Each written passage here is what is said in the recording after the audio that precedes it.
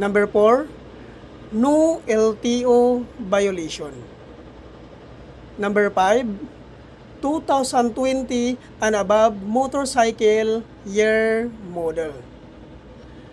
Number 6, motorcycle ORCR.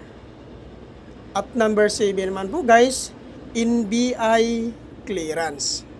At regarding naman po sa mga sikanhan po na pagkabili ng kanilang mga motor, ay kailangan nyo lang pong magdala ng deed of sale. Kailangan po guys, naka-notarize po yon.